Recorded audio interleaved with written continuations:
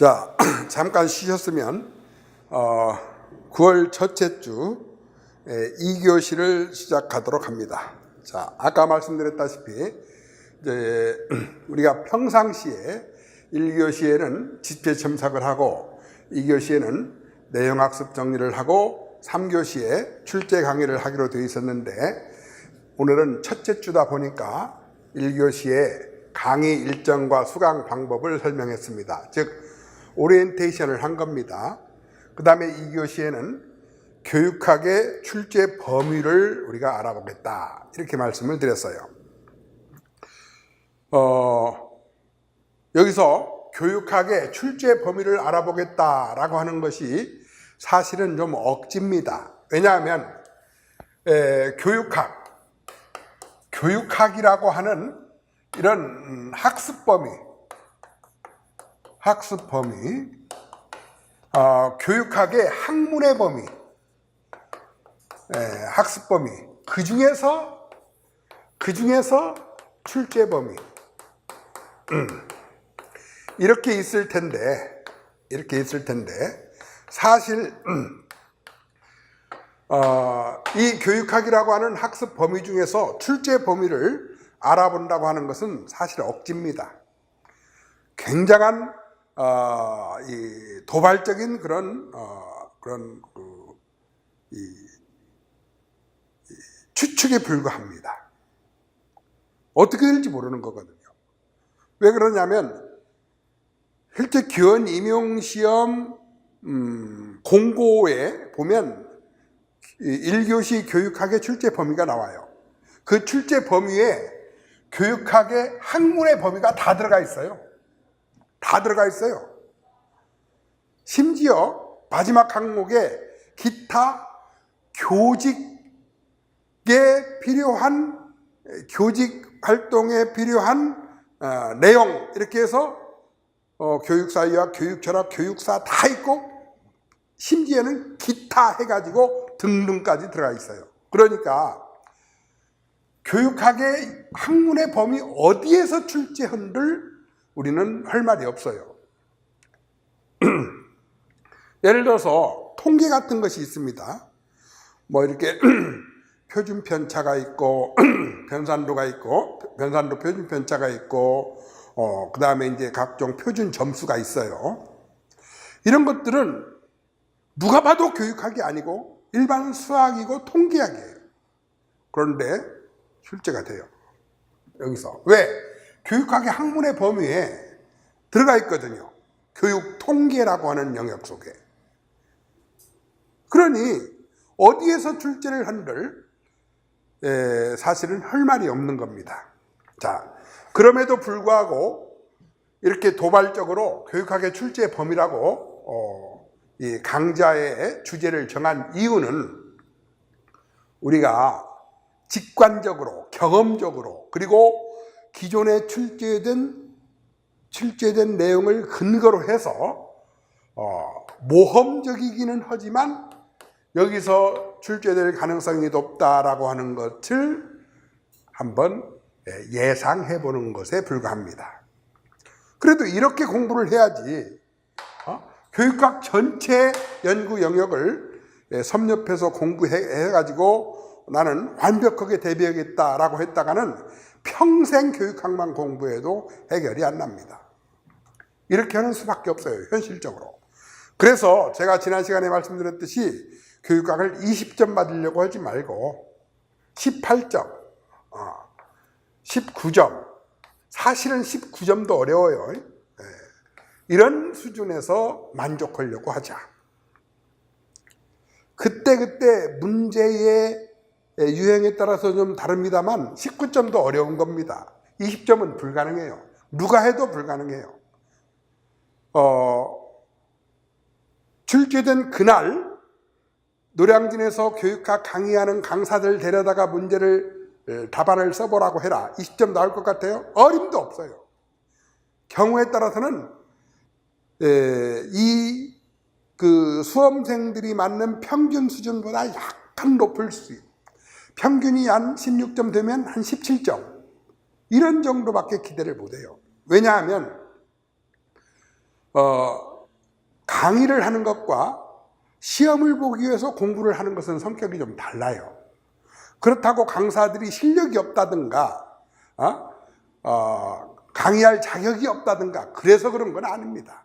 그래서 그런 건 아니에요. 여러분들도 나중에 교사가 되어서 아이들에게 기말고사, 중간고사도 내보면 알겠지만 몰라서 못 오는 게 아니라 이게 문제하고 나하고 안 맞는다거나 혹은 그 문제를 풀기 위해서 필요한 아주 기초적인 몇 가지 항목에 대해서 내가 가지고 있는 정보가 약간 틀리거나 혹은 알고 있지 못해서 못하는 수가 있거든요. 그것하고 시험을 보기 위해서 공부하는 학생들하고는 또 달라요. 자, 그러다 보니까 평균이 16점이면 17점, 18점 정도, 합격자 커트라인 수준에서 17점이면 18점 정도, 이런 정도를 목표로 해서 편안하게 공부를 하자. 왜? 그래야 우리들의 인생을 좌우하는 전공 과목에서 더 여유 있게 공부를 할 수 있으니까 이것을 우리가 출제 범위라고 감히 좀 억지를 부려보는 겁니다. 그래서 여러분들한테 지금 배포된 그 자료 중에서 교육학의 출제 범위가 어떻게 되었는가를 알아보기 위해서 지금까지 출제된 총 7번의 기원 임용시험 교육학 논술 문제를 여기에 한번 요약을 해봤어요.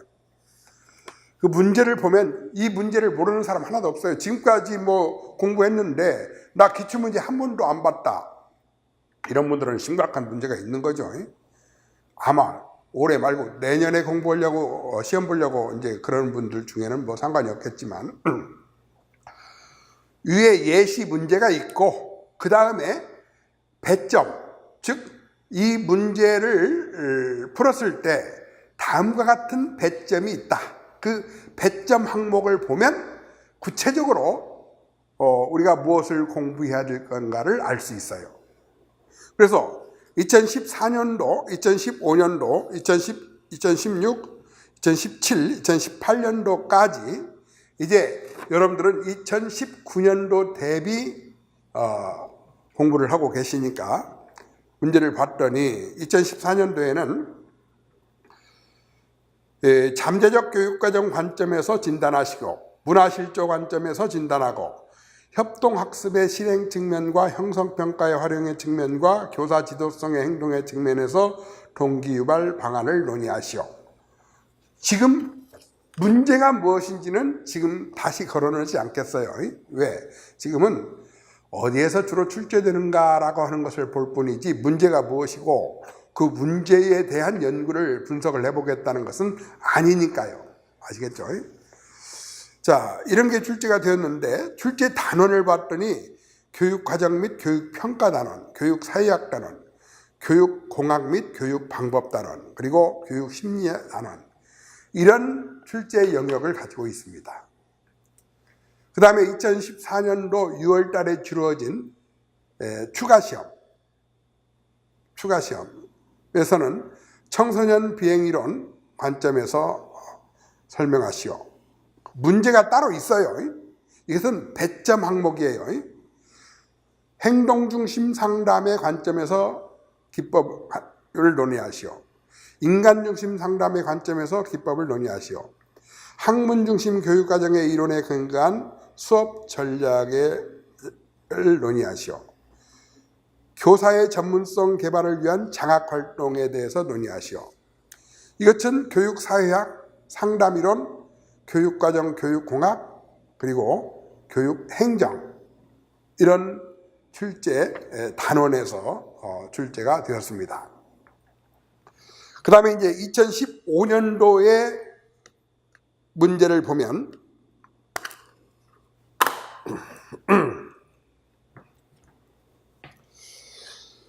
자유교육 관점에서 교육의 목적을 논하시오. 교육과정 설계 방식의 특징 3가지를 설명하시오. 학습 동기 향상을 위한 학습 과제 제시 방안 3가지, 학습 조직의 구축 원리 3가지. 출제 단어는 교육 철학, 교육 과정, 교육 심리, 교육 공학 및 교육 방법입니다. 2015년은 기능론적 관점의 학교 교육의 선발, 배치, 기능 및 한계 각 2가지, 학교 조직의 관료적 특징과 이완 결합 체제 특징 각각 2가지.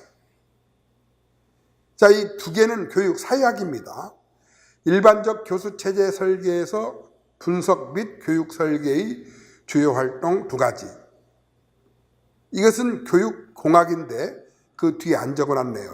교육공학인데 준거지향평가의 개념을 설명하고 장점 2가지. 이렇게 해서 교육사회학, 교육행정, 교육평가 외에도 거기 하나가 빠졌네요. 교육공학 및 교육방법이 거기에도 들어갔습니다.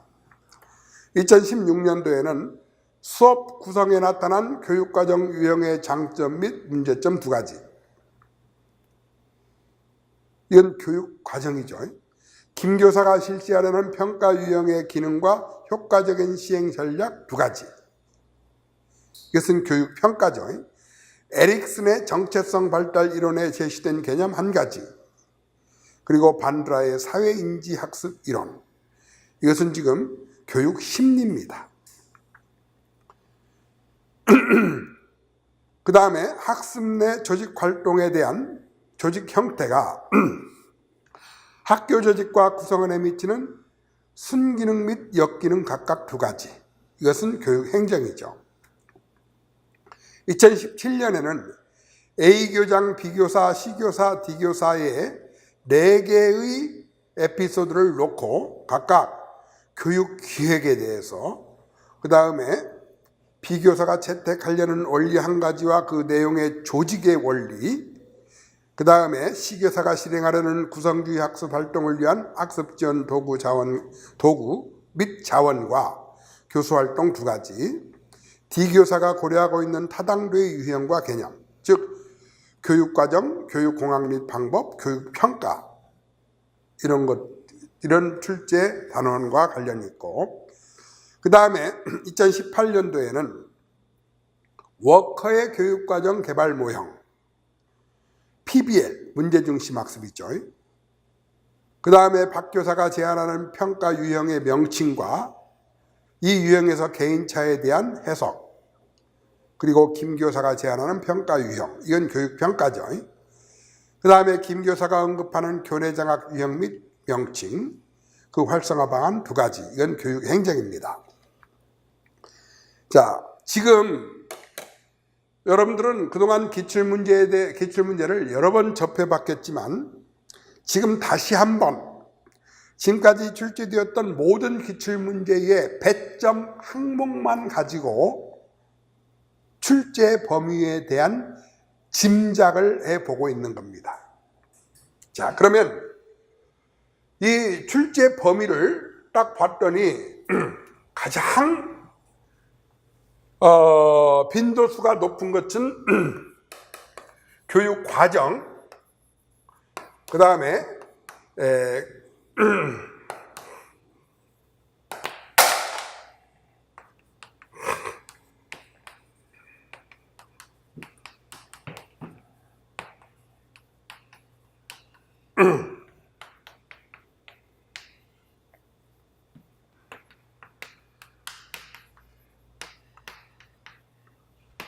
이렇게 됩니다.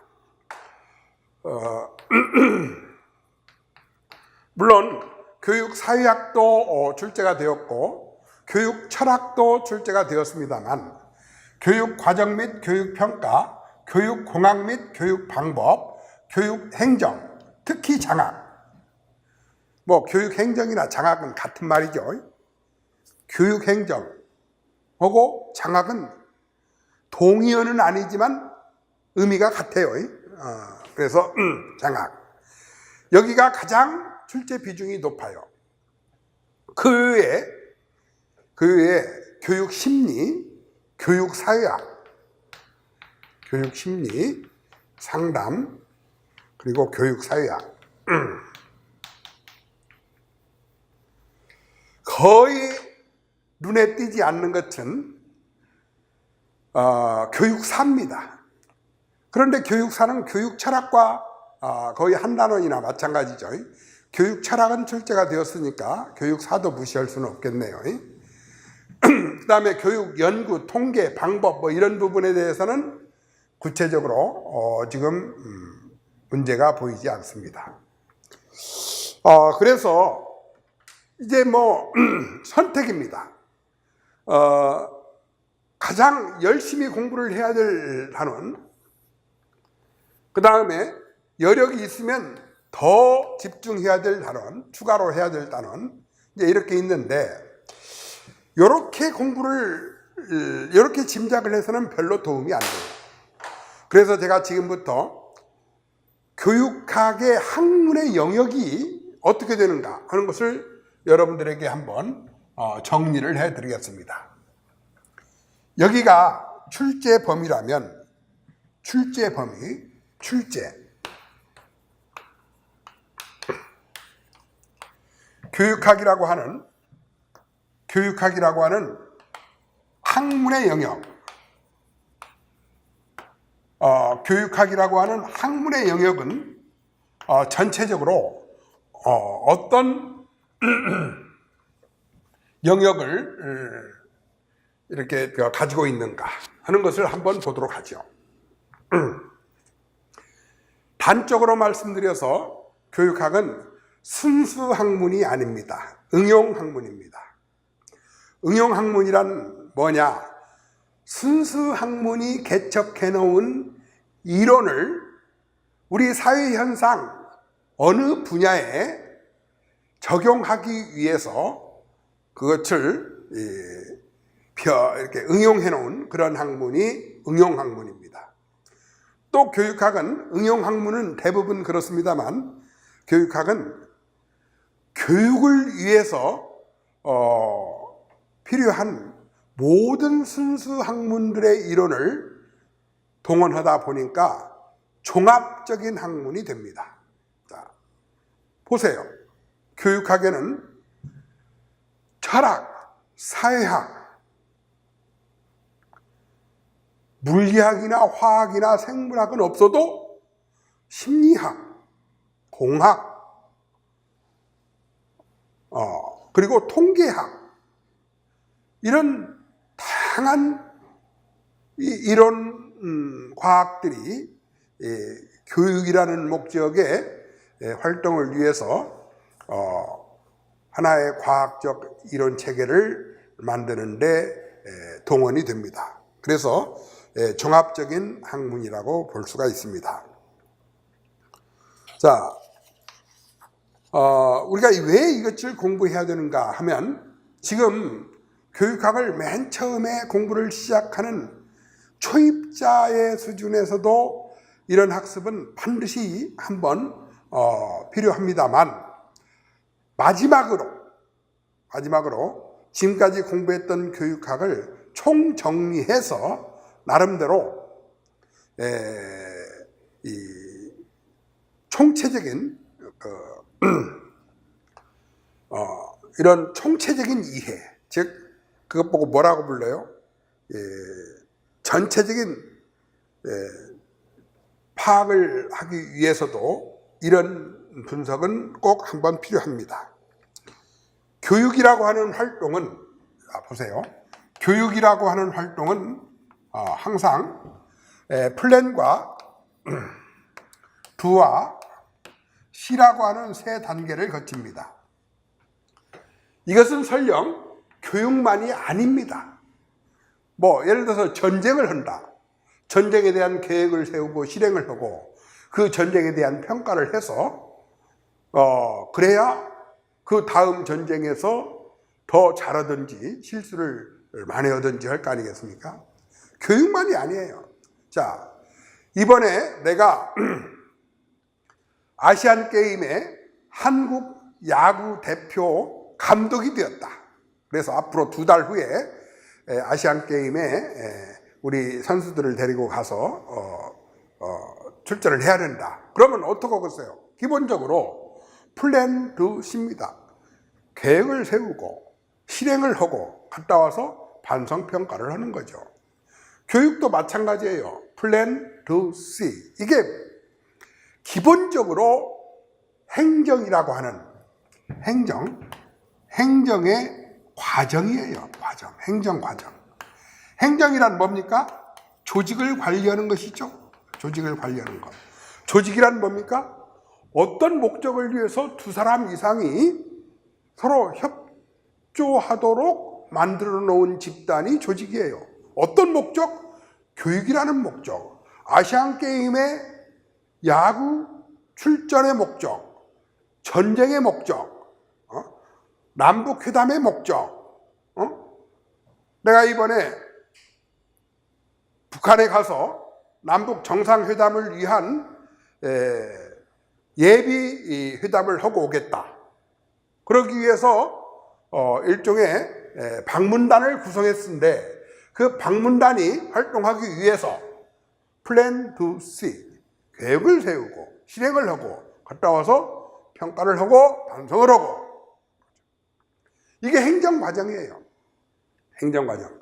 우리는 학교 다닐 때 이것을 어떻게 공부했는 거니? 저희가 학교 다닐 때 70년대입니다.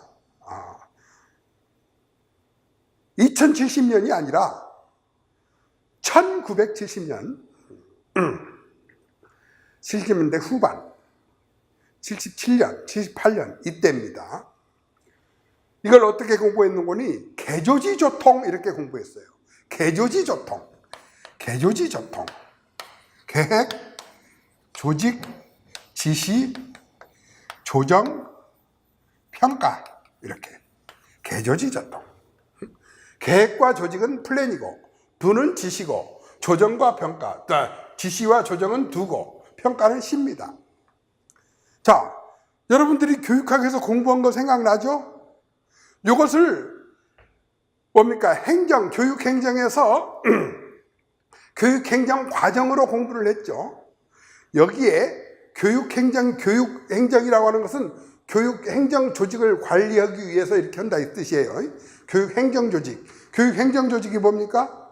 학교도 있을 수 있고 교육청도 있을 수 있고 교육부도 있을 수 있고, 그걸 관리하기 위해서 이렇게 계획, 조직, 지시, 조정, 평가한다. 이것은 최초에는 산업조직, 즉 공장이나 회사, 산업조직을 관리하기 위해서 나온 것이긴 합니다만, 마찬가지로 조직이라고 하는 것은 교육조직이든 국가행정조직이든 산업조직이든 기본적으로 똑같아요. 그걸 관리하는 게 행정이고, 그걸 이제 하는 과정이 이렇게 된다. 이것을 우리가 과학적 관리론의 효시로 보는 겁니다. 과학적 관리론에.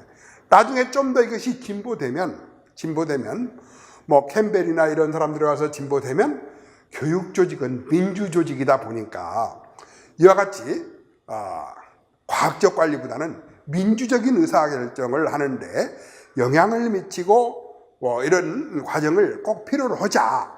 지시보다는 영향이라고 하자. 지시 명령보다는 영향을 미치는 걸로 하자. 이렇게 해서 그 행정 과정의 요소가 바뀌고 또 다양하게 변형되는 그런 유형이 나옵니다만, 기본적으로는 플랜 두 C입니다.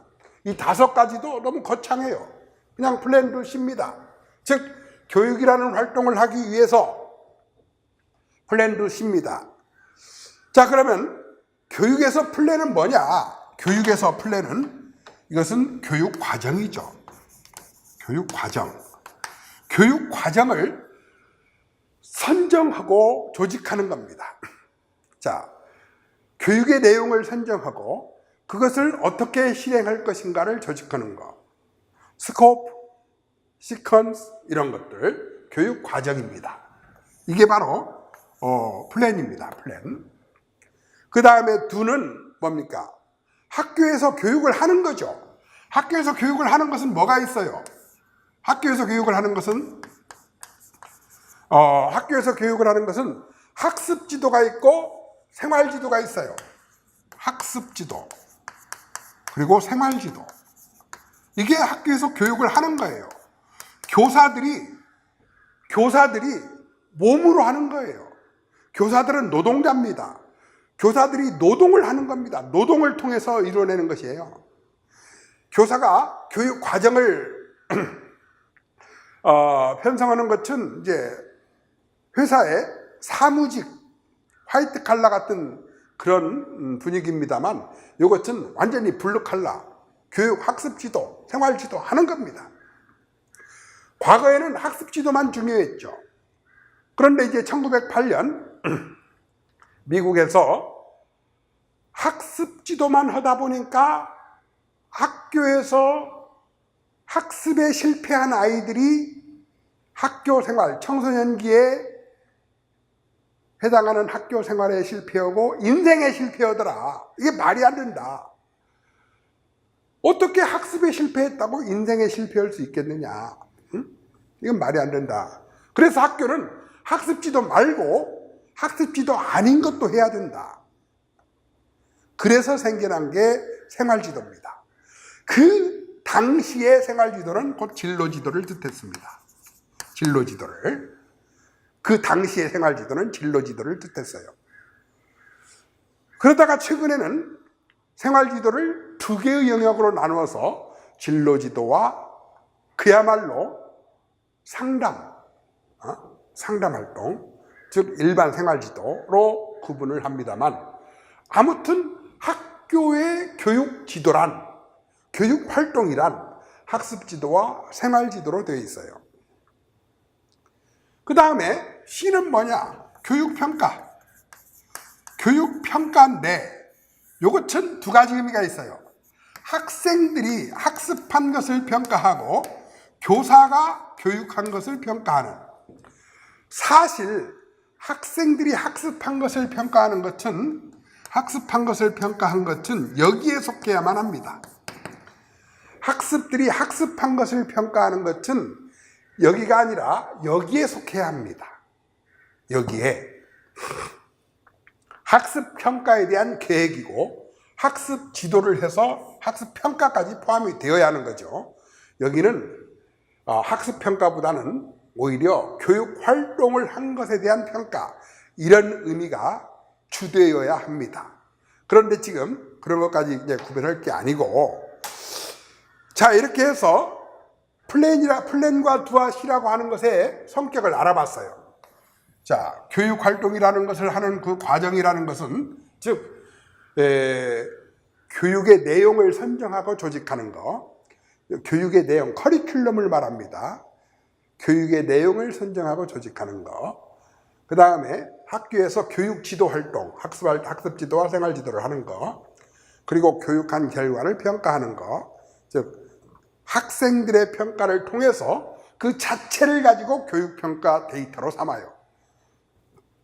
학습평가와 교육평가가 서로 완전히 딴 것이 아닌 게, 교육의 목적은 교사가 가르치는 게 아니라 학생이 공부하는 거예요. 그래서 학생이 공부한 결과를 가지고 교육이 잘 됐느냐 못 됐느냐를 평가하는 겁니다.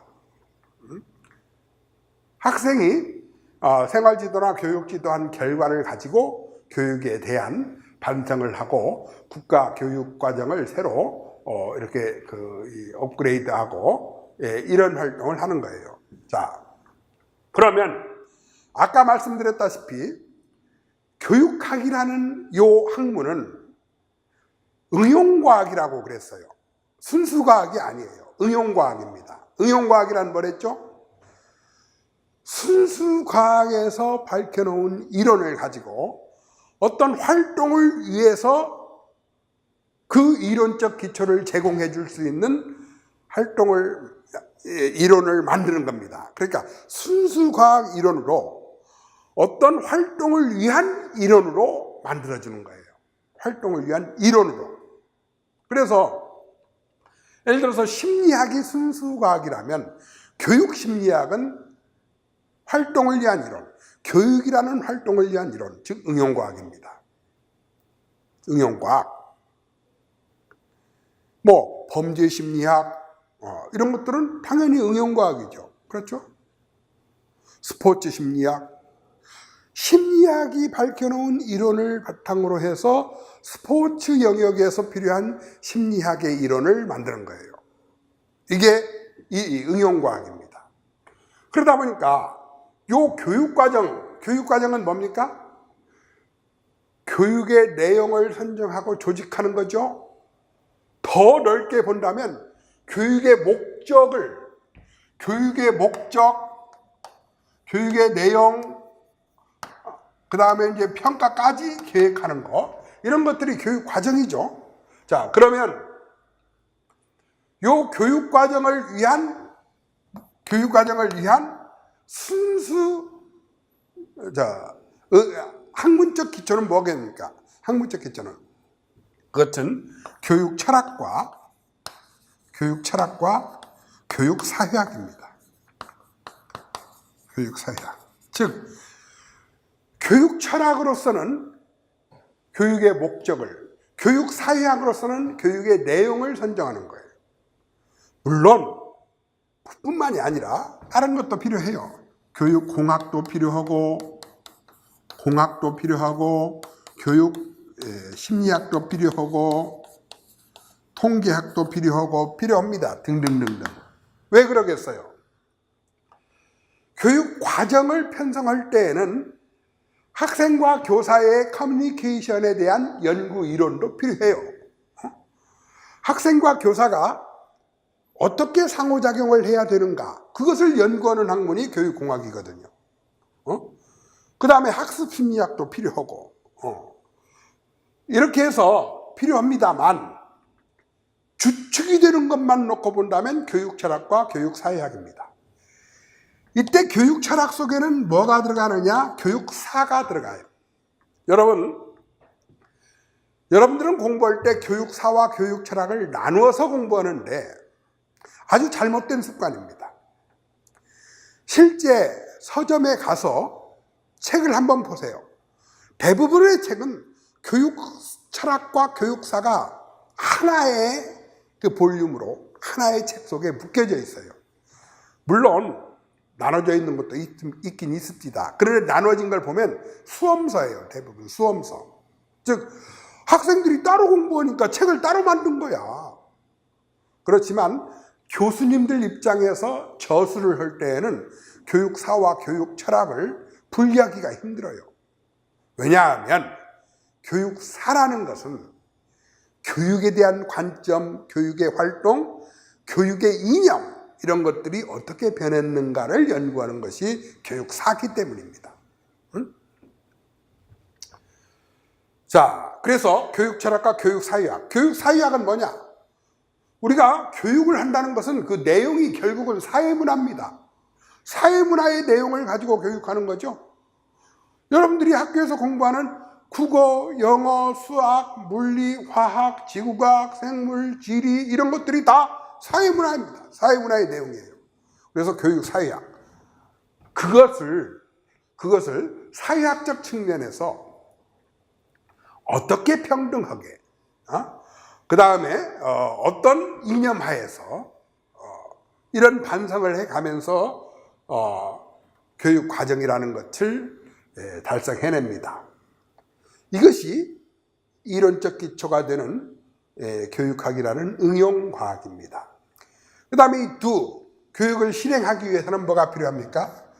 대표적으로 교육공학이에요. 교육공학. 제가 여러분들과 함께 공부를 하다 보니까 가장 신경질 나는 것이 뭐냐면 교육공학에 대해서 너무 많은 오해를 하고 있는 거야. 교육공학하면 뭐 오버헤드 프로젝트, 무슨 옛날 같으면 환등기, 지금은 환등기 쓰는 데는 없습니다만, 아니면 무슨 뭐 IT 뭐 매체 이런 것, 즉 이렇게 돈 주고 사는 하드웨어의 특성, 종류, 이런 거 공부하면서 교육공학이래. 미치고 환장했어요. 교육공학이라고 하는 그 영역 중에서 그것도 들어가요. 왜 뭐냐면 교육매체공학이죠. 교육매체공학. 그러면 그 매체가 왜 중요하냐? 기본적으로 교육은 학교에서 하는 교수활동은 뭡니까? 교사와 학생의 커뮤니케이션이에요. 그게 형식적이든 비형식적이든 반드시 커뮤니케이션은 들어갑니다. 혼자 석가모니 부처님처럼 보리수 밑에서 49일간 하고 있다가 깨달았다. 이건 교육이 아니에요.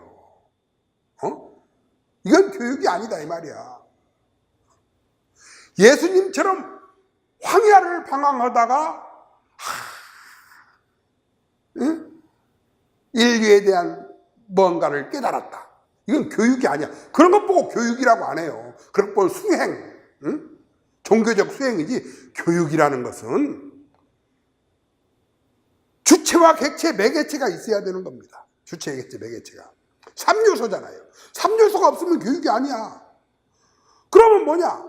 가르치고 배우는 자 사이에 반드시 커뮤니케이션이 있는데 그 커뮤니케이션을 능률적이고 효율적이고 그 다음에 그 왜곡 없이, 다시 말해서 왜곡 없이라고 하는 것은 진실하게 이뤄내는 방법이 뭐냐, 이걸 연구하는 게 교육공학입니다. 이걸 연구하는 게.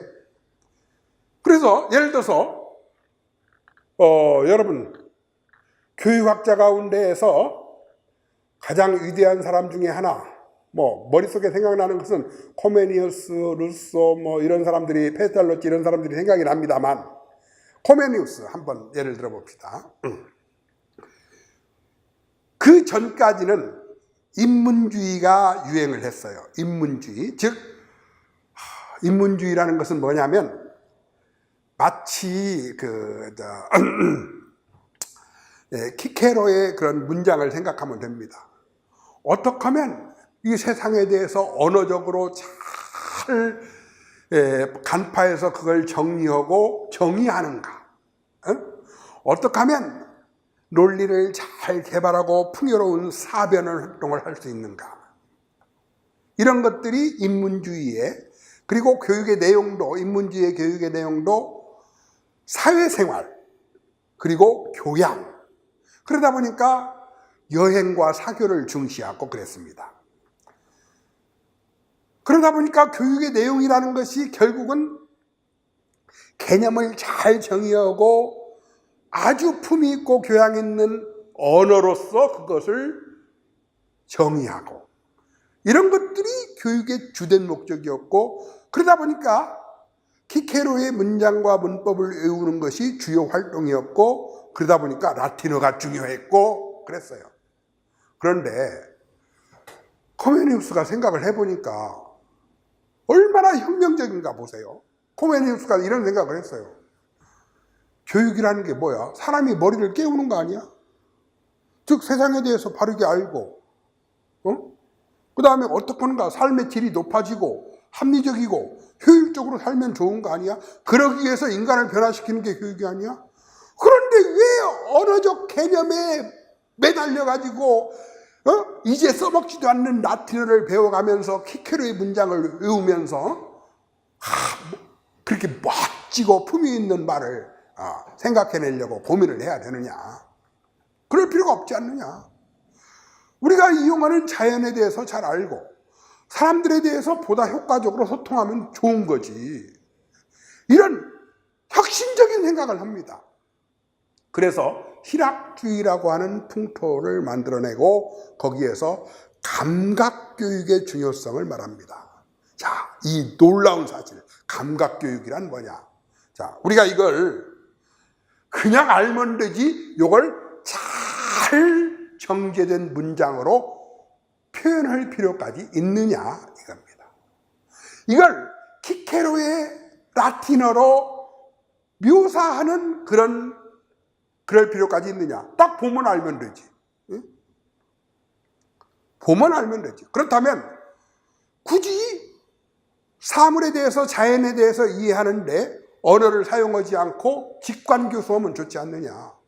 다시 말해서 여기 말이 한 마리가 있다. 그러면 말을 잘 묘사하는 시적 언어보다 그냥 가서 말을 만져보고 말과 교감해보고 말을 이용할 줄 알고 말을 잘 보살피고 그러면 되는 거지. 말이란 무엇이냐? 인간과 함께한 동물로서 말과 인간의 관계라는 것은 이런 식으로 키케로의 문장을 외워가면서 말을 공부할 이유가 없지 않느냐. 그냥 농장에 가서 말과 하루 살아보면서 말이 다쳤을 때 어떻게 치료하는가, 어떻게 해야 말이 좋아하는가, 말은 뭘 잘 먹는가, 말의 수명은 얼마나 되는가, 말을 보살피고 이용할 수 있는 방법을 알면 되는 거지. 직관교수법, 감각적 직관교수법. 거기에 언어적 진술 이거 없어도 되지 않느냐. 그래서 인문주의가 신학주의로 변해가는 겁니다. 그게 이제 현대교육으로 점점 자리를 잡아가는 거예요. 그런 것들을 시도한 코메니우스가 아직도 위대한 교육학자로 남아있는 겁니다. 자, 그러면 여기에서 과거에 라틴어를 사용한 키케로의 문장과 닮은 그런 방법으로 학생들과 언어적 소통을 해야 된다는 그런 한계에서 벗어나서 그냥 말과 접촉하고 말을 만져보고 말을 한번 사육해보고 말이 분만하는 것을 한번 도와줘보고 이렇게 하는 게 좋겠다라고 하는 것을 전문적으로 연구하는 학문이 있다면 그건 교육공학이에요. 그건 교육공학. 그러다 보니까 여러분 교육공학에는 뭐가 있어요? 교육공학에는 이런 피라밋이 있죠. 위로 갈수록 추상성이 높고 아래로 갈수록 구체성이 있고 맨 밑에는 실물, 다음에 이제 뭐 이렇게 환등기, 영화, 연극, 그 위에 뭐 라디오, TV 있고 그 위에 언어적 진술이 있고 이런 것들을 연구해내기도 하고 그러는 겁니다. 그 중에서 학생들한테 어떤 도구를 이용했을 때 어떤 소통이 잘 이루어지는가, 즉 실제 활동을 하면 직관적 수용은 잘 되지만 시간이 많이 걸린다. 귀납 활동을 하는데 시간이 많이 걸린다.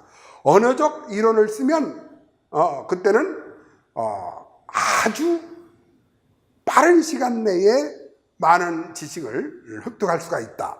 이런 것들을 연구해서 그렇다면 초등학교 때에는 어떤 수업 방법이 중요하고 중학교 때, 고등학교 때, 대학교 때에는 점점 어떤 수업을 하는 게 좋겠는가. 그래서 거기에 따라서 수업 설계를 합니다. 수업 설계. 그리고 여기에 입각해서 교육 방법론이라고 하는 이런 일반적인 이론을 만들어내는 것이 교육공학입니다. 그래서 교육공학은 교수공학이라고 하는 과정을 거쳐서 나타났습니다. 교수공학. 수업 설계가 핵심입니다. 여러분들 교육학 시간에 배웠던 많은 메릴의 수업 설계 이론 이런 것들 전부 구성주의 수업 설계 이론 이런 것들이 다 여기에 해당하는 거예요. 다. 그리고 교육의 방법론. 그래서 우리가 아까 지금까지 출제된 쭉 배점 문항을 보다 보면 수업 설계와 관련된 것은 제가 뭐라고 했는거니 교육공학 및 교육방법이라는 단원에서 나왔다. 이렇게 말씀을 드렸습니다. 자, 그 다음에 학습지도는 그렇고 생활지도는 뭡니까? 교육심리. 생활지도는. 그 다음에 진로지도나 생활지도에서는 교육심리 말고 상담이론이 또 필요합니다. 상담이론. 교육심리와 상담이론은 조금 달라요. 그래서 이런 것들이 즉 학습지도와 생활지도를 하는 데 필요한 이론적 기초가 되는 응용교육학이 됩니다. 그 다음에 이 교육평가. 이것은 딱 어디 한 단원으로 말할 수가 없고, 예를 들어서 통계, 교육통계. 교육통계가 보세요. 우리가 아까 교육평가는 목적이 교육을 개선하기 위한 것이 목적입니다. 교육평가 목적은 교육을 개선해요. 그러기 위해서는 교육을 개선해서 뭐 하려고? 학생들의 학습지도가 더 잘되게 하려고, 생활지도가 더 잘되게 하려고. 교육을 개선하려면 지금까지 교육한 것이 어떻게 평가되었는가를 먼저 알아야 돼요. 효과가 뭔가, 잘 되었는가 못 되었는가. 그래서 학습평가도 하고 그걸 의해서 교육평가도 하고, 그런 것들을 과학적인 결론을 도출해내려면 반드시 교육통계, 그 다음에 교육연구방법론 이런 것들이 필요합니다. 이런 것들이 여기는 딱히 어떤 한 단원으로 얘기가 고정할 수가 없어서 등등의라고 제가 말씀을 드릴 수 있습니다. 자, 보세요. 이게 바로 교육학의 학문의 영역입니다. 학문의 영역. 이 중에서 지금까지 출제된 것을 쭉 놓고 보니까 출제의 범위는 바로 교육 과정 및 교육 평가, 교육 공학 및 교육의 방법, 여기가 출제의 범위가 되는 거죠. 자, 그러면 교육학의 학문의 영역은 이렇게 해서 우리가 지금 대부분 살펴봤는데, 교육학은 크게 교육학과 교육행정학으로 나뉘어요. 엄밀히 말하면 교육행정학을 교육학이라고 해야 될지 아니면 별도로 말해야 될지, 이것은 개념적으로 특정짓기가 어렵습니다. 대부분 교육행정학을 교육학 안에다가 포함시키기도 합니다만, 엄격하게 말하면 이 둘은 다른 학문이에요. 다른 학문. 자, 그래서 여기에 이제 뭐가 들어갑니까? 여기에 교육행정학이 들어갑니다. 교육행정학.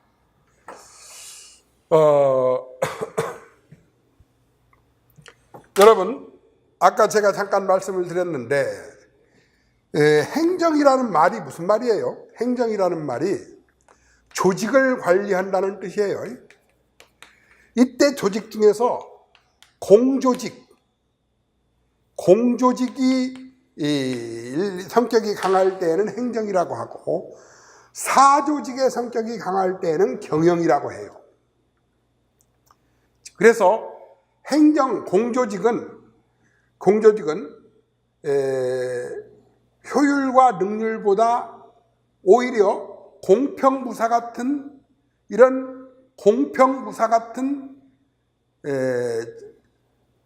이런 쪽에 방점이 많이 찍혀 있어요. 공조직은. 예를 들어서 국가의 병무행정 같은 거 보면 어떻게 하면 능률적으로 그리고 효율적으로 장정들을 수출해서 이들을 군인으로 만드는 데 기여할 수 있는가? 이것이 분명한 목적이긴 하지만 그 못지않게 공명정대함, 공명정대함, 이것이 굉장히 중요한 가치입니다. 굉장히 중요한 가치죠. 그러니까 훌륭한 장정을 뽑아내서 훌륭한 군인으로 만드는 그것이 병무행정이 존재하는 목적인데, 그게 원칙도 없고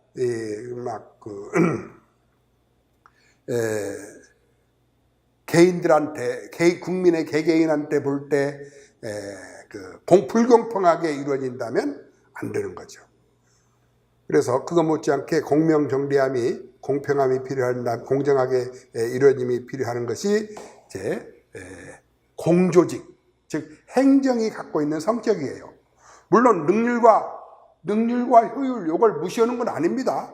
그건 당연히 필요한 거죠. 그런데 사조직의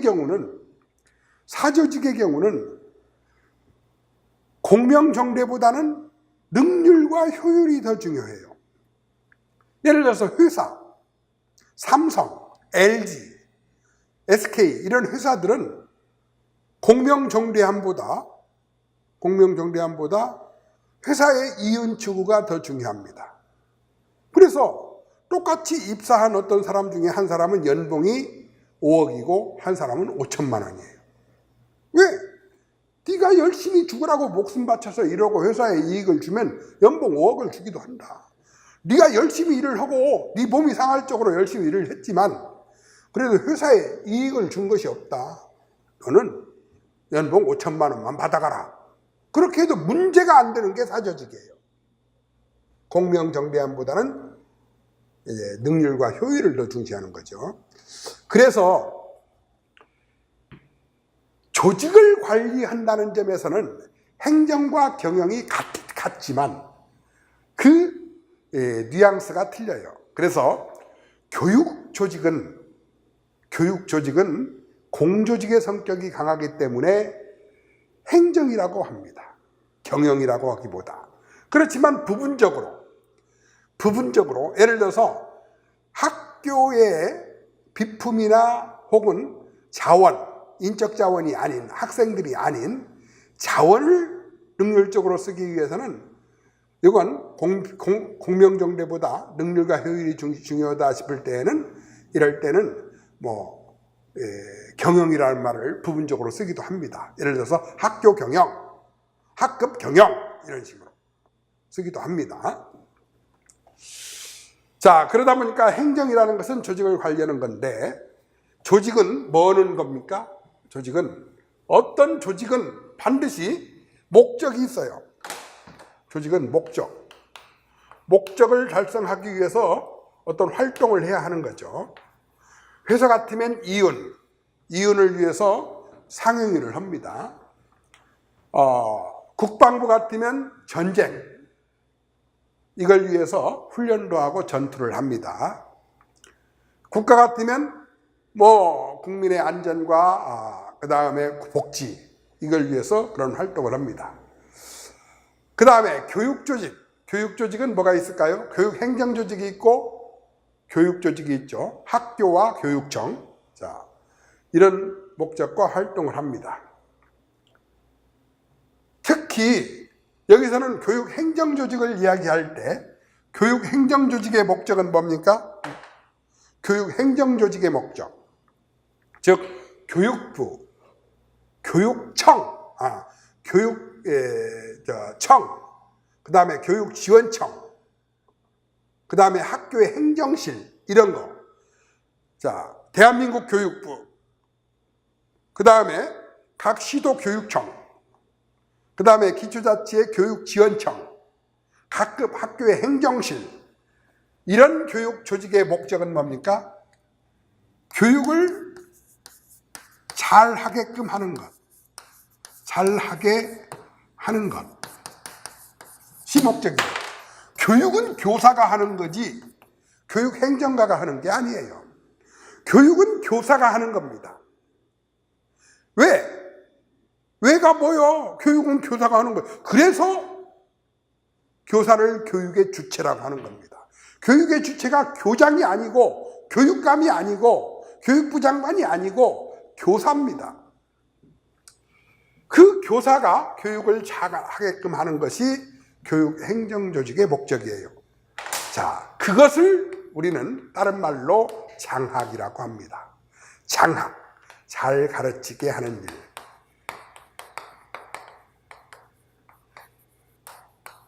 자, 장학을 번역하면, 장학은 한자어야. 학문을 장려한다가 아니라 학을 장려한다. 이건 옛날 용어다 보니까 이렇게 현대적 개념하고 안 맞아요. 영어에서도 장학이 슈퍼비전인데 이걸 직역하면 감시한다야. 교육을 감시하는 거야. 선생들이 가르치는 걸 감시하는 거야. 원래 뜻은 잘 가르치는가를 감시했겠지만